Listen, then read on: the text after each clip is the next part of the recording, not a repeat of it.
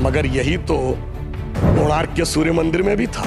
अगर आप देखें तो आंध्र प्रदेश में वेद नारायण मंदिर है, उसमें ही भगवान के चरणों के ऊपर पड़ता है। कोल्हापुर में महालक्ष्मी का मंदिर है महाराष्ट्र में, उसमें 3 दिन के लिए एक महीने अक्षर आते हैं तो देवी के मस्तक से लेकर चरणों तक चले जाते हैं। पूछिए साहब, अगर विज्ञान नहीं था तो उस जमाने में इतना सटीक कैलकुलेशन कैसे हुआ?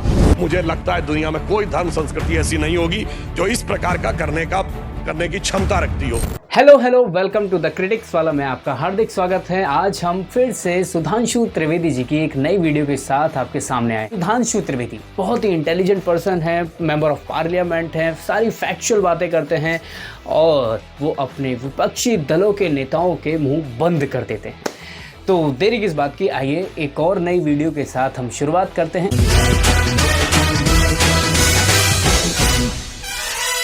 श्री राम जन्मभूमि का जो मंदिर बना है ना, उसमें एक बड़ा साइंटिफिक एंगल आया है।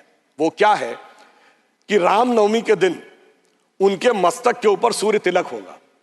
अब इसके लिए सबसे पहले किस चीज की जरूरत है? जो प्लैनेटरी पोजीशन थी कि अर्थ का जो एंगल होगा सूर्य के साथ, उस पर्टिकुलर दिन कैसे होगा। तो इसमें 3 इंस्टीट्यूट ने काम किया है। इंस्टीट्यूट ऑफ एस्ट्रोफिजिक्स बेंगलोर ने, जिसने उस पूरे एस्ट्रोनॉमिकल कैलकुलेशन को सटीक ढंग से किया है। दूसरा है central building research institute Roorkee, जिसने कि उसकी व्यवस्था बनाने का काम किया। और तीसरी एक प्राइवेट कंपनी है जिसने वो कॉन्वेक्स लेंसेस के थ्रू कैसे वो अंदर आएगा और ठीक उसी बिंदु के ऊपर उस दिन केंद्रित होगा, ये व्यवस्था की है। मगर मैं अपने विरोधियों को बताना चाहता हूं, आज तो एस्ट्रोफिजिक्स का इंस्टीट्यूट है, आज तो हमारे पास इतनी टेक्नोलॉजी है, मगर यही तो कोणार्क के सूर्य मंदिर में भी था। यही तो अगर आप देखें तो आंध्र प्रदेश में वेद नारायण मंदिर है, उसमें ही भगवान के चरणों के ऊपर पड़ती हैं।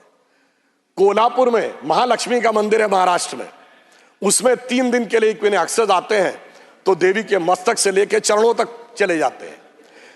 कर्नाटक के श्रृंगेरी में जो मंदिर है, उसमें 12 महीनों में अलग अलग सूर्य की गति पड़ती है। पूछिए साहब, अगर विज्ञान नहीं था तो उस जमाने में इतना सटीक कैलकुलेशन कैसे हुआ जो आज इतने बड़े बड़े सैटेलाइट्स के बाद होने की बात आई है। इसलिए मैं कह सकता हूं कि इसके लिए हमें इस विचार पे धर्म और संस्कृति के साथ इस विज्ञान पर भी गर्व करना चाहिए।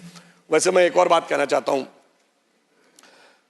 इसमें विज्ञान का एक और गहरा, आप सबको ध्यान हो कि उसमें 84 सेकंड का मुहूर्त था, और वो शुरू कहां से होता है? अगर आपने कभी भी उसको सुना हो, लोग को तो क्या कहते हैं, ब्रह्मा आयु द्वितीय परार्धे, द्वितीय परार्ध ब्रह्मा की आयु मतलब 155 ट्रिलियन ईयर्स। वैसे बिग बैंग थ्योरी कहती है कि 14 बिलियन ईयर पहले दुनिया बनी। तो मैं बता देना चाहता हूं कि जेम्स वेब टेलीस्कोप में जो नई फाइंडिंग की है, उसमें बहुत सी गैलेक्सीज ऐसी आई हैं जो 14 बिलियन से आगे की आ रही हैं। तो now that theory has become debatable. फिर वहां से आते हैं श्वेत वाराह कल्पयानी 1.97 बिलियन ईयर्स, फिर आते हैं वैवस्वत मनवंतरे, फिर आते हैं कलयुग यानी 5125 ईयर्स, फिर आते हैं विक्रम संवत में 2081 साल, फिर आते हैं वर्ष में, वर्ष के भाग में, उत्तरायण सूर्य में, फिर आते हैं महीने में, और उसके बाद वार नक्षत्र होते हुए 84 सेकंड तक। मैं कहना चाहता हूं ये भारत की सनातन यात्रा है जो 155 ट्रिलियन ईयर से लेकर सटीक कैलकुलेशन 84 सेकंड तक का करती है।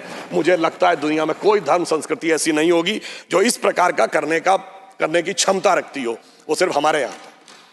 मगर उसके बाद भी माननीय सभापति महोदय, मैं कहना चाहूंगा कुछ लोगों को, और इस बारे में दुनिया के सबसे बड़े कॉस्मोलॉजिस्ट कार्ल सैगन, जिसने first man made object Voyager जो सोलर सिस्टम के बाहर गया है, उसका जो मैसेज है कंपोज किया है, उसने लिखा है, उसका वीडियो कोई जाके चेक कर सकता है। Now only the ancient calculation of Hindus matches with the modern scientific calculation, cosmological calculation. Sudhanshu Trivedi की किसी भी वीडियो को देखना तो ऐसा लगता है जैसे कि हमने एक मिनी लाइब्रेरी को पढ़ लिया हो। मतलब बहुत सारी बातों का ज्ञान उनकी सिर्फ कुछ मिनटों की वीडियो से ही हमें हो जाता है। इसीलिए मैं तो यही कहता हूं कि आप इस चैनल से जुड़े रहिए और ऐसे ही सुधांशु त्रिवेदी जी की वीडियो से नॉलेज गेन करते रहिए। अगर आपको वीडियो अच्छी लगी हो तो लाइक कीजिए, चैनल को सब्सक्राइब कीजिए और इस वीडियो को शेयर जरूर कीजिए।